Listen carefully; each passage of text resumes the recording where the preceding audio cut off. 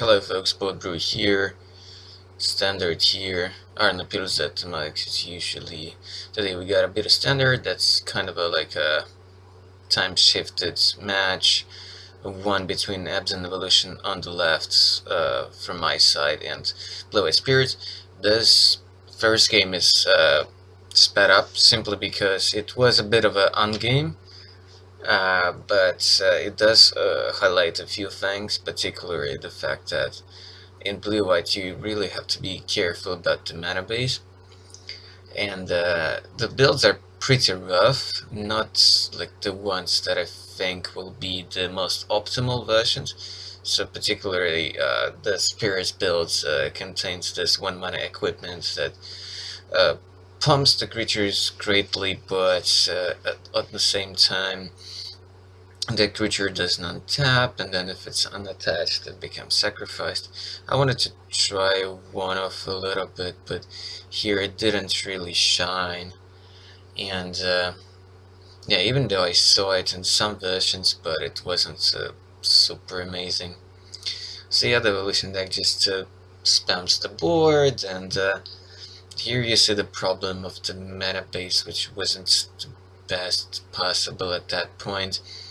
Like no white, and then we quickly discussed the fact it's like, hey, you have Wanderer under this graph equipment, but the problem is that, well, you get a pretty nice blockers to buy some time, but you don't really want to attack.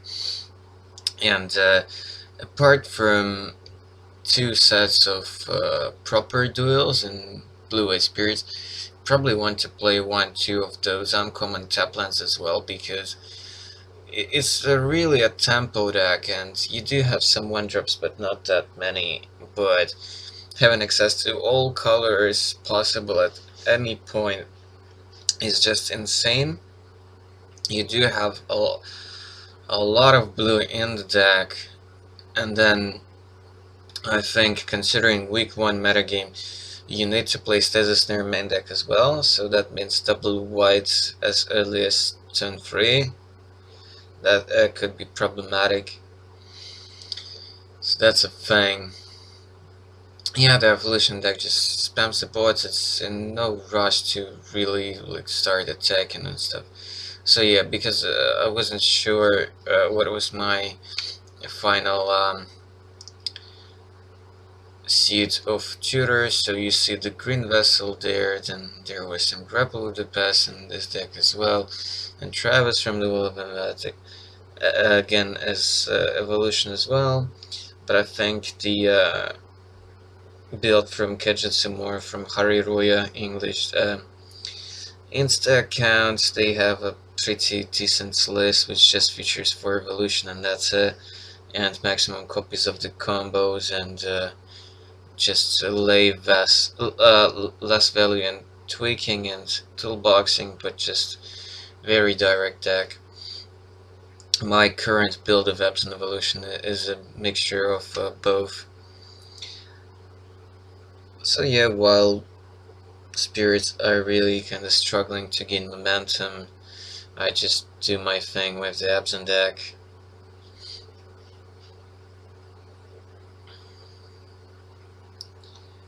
Yeah.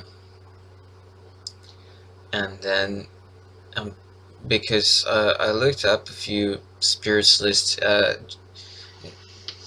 outside of the Indianapolis Open, so also from the invitational IQs, and there were quite a few spirit stacks, and most adopted actually the rebuff, the rune snack of standard, which was okay. Yeah, so this was a bit of an on-game, because he didn't really get to cast his hand, and then when he drew his land, well, which actually is supposed to come untapped, yeah, he missed that. It was a pretty crude battle between me having a very complex combo deck, and him trying to play for the first time this Blue Eye Spirit, assuming my opponent, who's normally not really accustomed to, you know, these sort of decks in standard as well. So Declaration does nothing with Eiley on board, and then I just pointed to him that I just go for the Westwell Abbey and the monster next turn. So we quickly shift to one of the islands to plains, and then yeah, even though you have Wonder as your turn 1 play, and you want blue mana on turn 1, but still,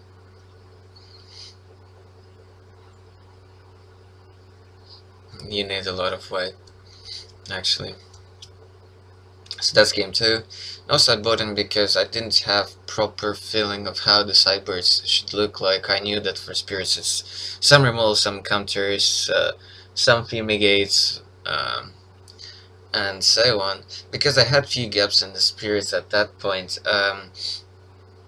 I've put in the 5 mana Jason, the Wendovian Band into the deck, and also I think the spirits decks had an Abzan, a Deep Fiend, and perhaps Angel of Invention, I'm not sure. I know that my Abzan deck had at least one Angel. Maybe there it was 1-1 split. Also lots of white cards are actually shared by the two decks, so it's actually hard to construct a balanced sideboard for both of these decks. Because both of mine and yeah, it will be tough thing for me if I would have to land somebody like the Spirit, so I would have to make some unoptimal choices. So he basically remanded my Dryad to just slow me down, which is fine, I suppose. Not the end of the world, but a bit annoying. Then also in another video about how to answer week 1 standard, I would go over the decision of many spirit decks from those invitational IQs actually adopting a couple of bishops main deck in the place of a couple of Nebel guys. I'm not in love with that change, because I think in this aggressive metagame Nebel guys will be an all-star. Yeah, here is Dovinban doing some work. So there is a chance that you might want to try to play Dovinban and Spirits in the sideboard, but there's much better chance, I would say, like, I don't know, 80-90% that in your slot for extra planeswalkers in the sideboard you would just rather play Gideons. And that's what we saw most of the time. If you build the transformational sideboard for spirits with you know, some extra planeswalkers, some sweepers and stuff like that, and some extra counters and removals, then there is a chance that you might want to actually make your main deck more controlish.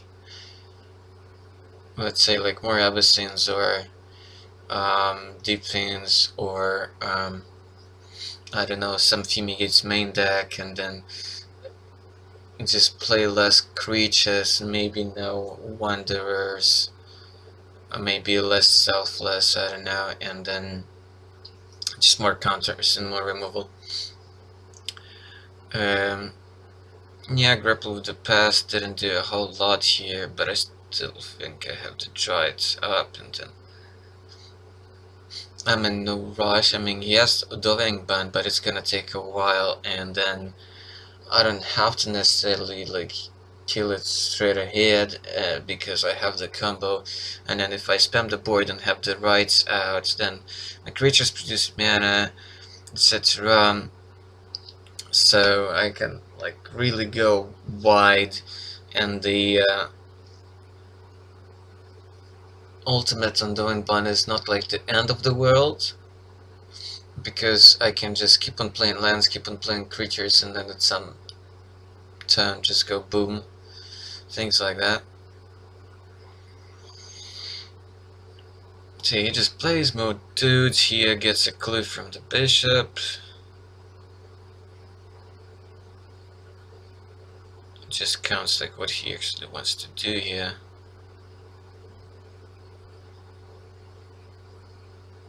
With the Dovin, which actually is kind of good here, because he gets to freeze to try it. So not only it's off for attacking or blocking, but off for right and off for actually tapping a guy to get me extra mana. So that's pretty good situation for Dovin. Yeah, he has a blocker in the worst case, so yeah, why not to try to sneak in some damage? Though I think later in this game he becomes way too defensive, and well, he needed to just try to keep on attacking. Now Displacer joins the party. I can't quite really use the ability of it yet, though in later incarnation of Abzan, I get the hubs, the energy lands that help Displacer and help this free color deck. So play a Vessel in addition to Displacer, which gets a Stasis Snare.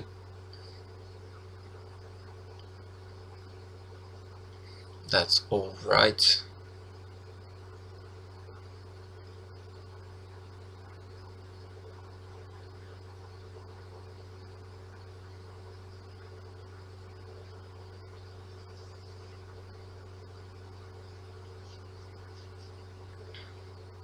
So he again upticks Dovin and tries to stay on defense this time around. I don't remember what was in his hand at this point. I mean, what he was later playing. Oh, Dovin, but now he's actually threatening to ultimate soon. But this build is more tempo-ish, it's not as control-ish to support Dovin's.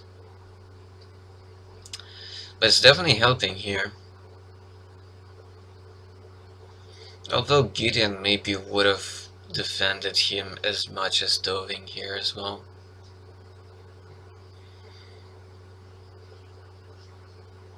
So end the turn I used the Dusk Watcher to dig for some combo pieces, don't really find much. Yeah, I think it was complete fizzle that time. A land and some dig spells.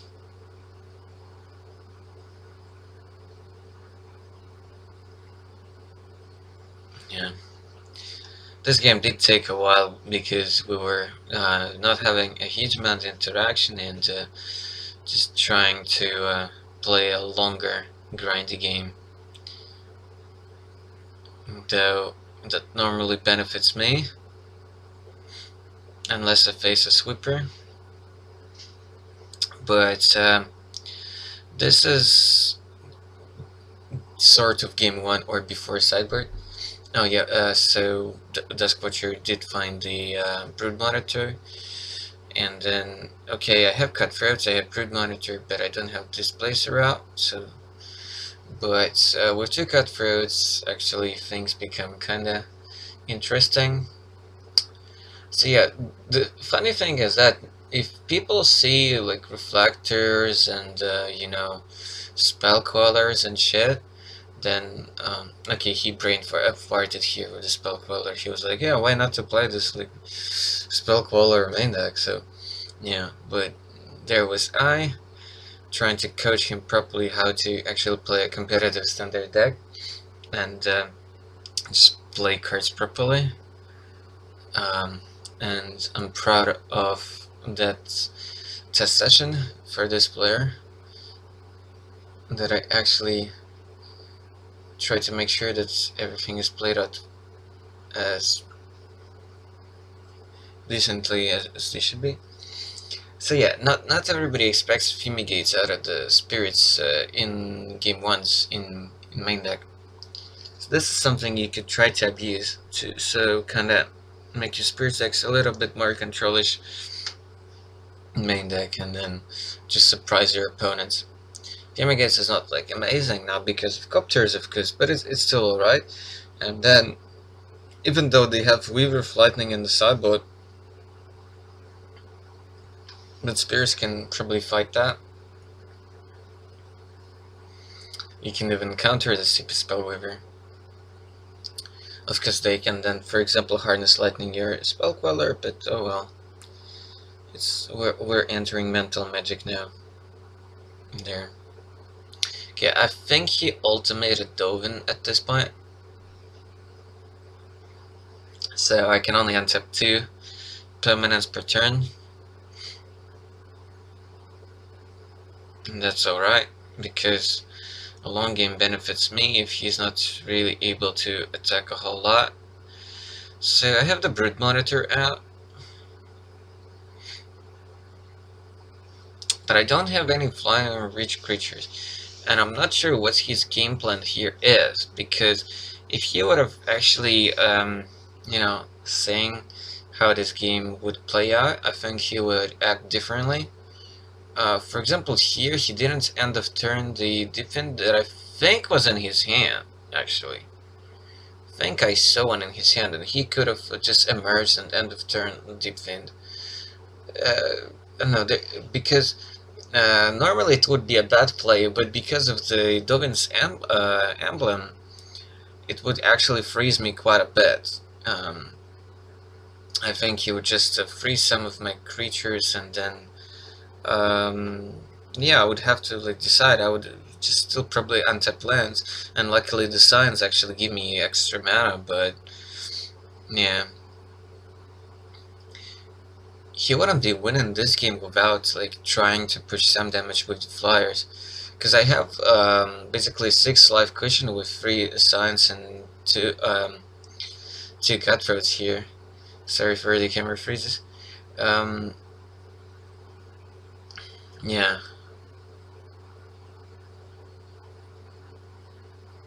So something like extra enable guys would be like pretty amazing here, in my mind.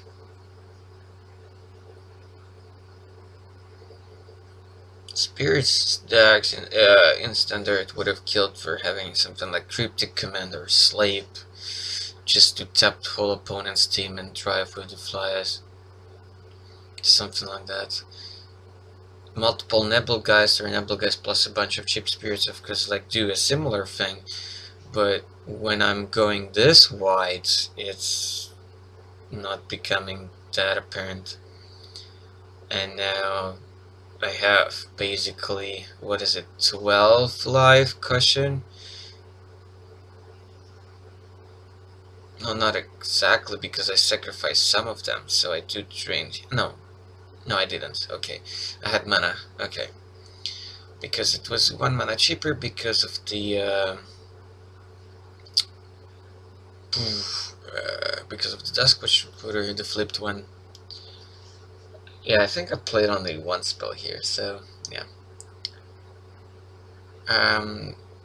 He goes, of course, pre-combats the different. Although there's an argument for just, you know, eat some of my creatures here. Yeah, and we try to figure out what's the best use of the defend here, and yeah, just stepping for my guys would be probably the best thing to do here. But now I'm just like 8 damage short, and I can deal 12 to him at pretty almost any time, so that's a problem. So he can't really race me here all that well, and he can't really control me all that well. Because when you bring in a bunch of Fumigates, things become very different. And then actually against my deck, he's gonna gain a lot of life. You know, he's gonna lose a lot, but those train triggers will be basically negated by the Fumigate.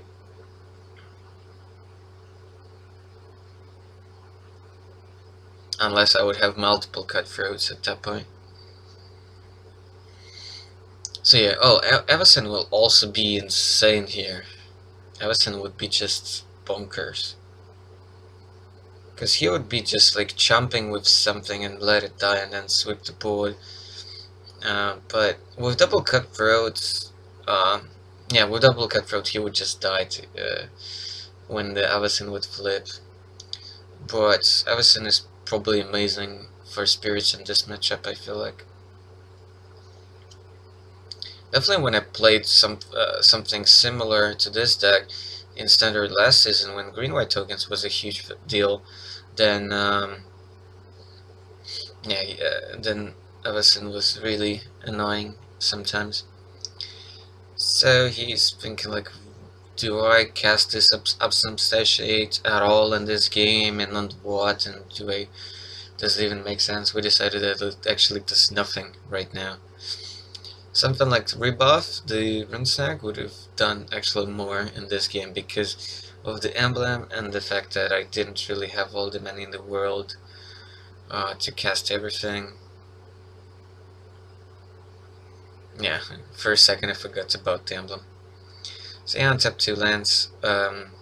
Yeah, basically as soon as I resolve a displacer here, he's dead basically. But then I don't think I would have enough mana to play it and activate in the same time. Oh no, I would, because I would have science anyway.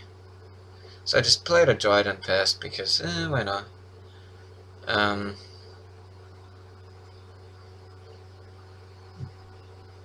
it doesn't really change things that much. But then it's kind of like playing a land in a way, or maybe not. Okay, I play the stupid 1-mana enchantment here in this rough version, which, because I don't play anymore. But here I was just trying it out. It's the one that pay 2, sacrifice a creature, draw 1, and gain 1 life. Because of double cut fruits, it's actually pretty insane here. But yeah, while the Japanese version of this deck had just one Eily, I think I had 1 or 2 Eilys right now in that deck, and then Disenchant as well. I think moving on, I like just Eily, but not 1 but 2 copies. So this is real weird. Why he didn't just say, you know, cast the spell queller in the first time? Because I mean, it's easy for me to replay this enchantment. So he ends up casting spell queller here, and yeah, then same turn, just because I still have the Desk Watcher. My Warden was cheaper, and I think I had one main deck there. Oh yeah, but then he realizes that he could actually protect it, so but by playing Rattle Chains and give his Spellcaller Hexproof. So there is that, and it's semi-old interaction. And he took 2 clues that he almost missed, so he's gonna crack them both now. So yeah, he didn't play optimally, but actually 1 Fumigate, and yeah, something, or like Declaration in Stone onto my Cutthroats, then they don't trigger, and then just something like Fumigate, and that's it. So post-Cyberwood things are much different. So basically, when I don't have Displacer out, you just need to get rid of the Cutthroats, and then actually things become way more manageable.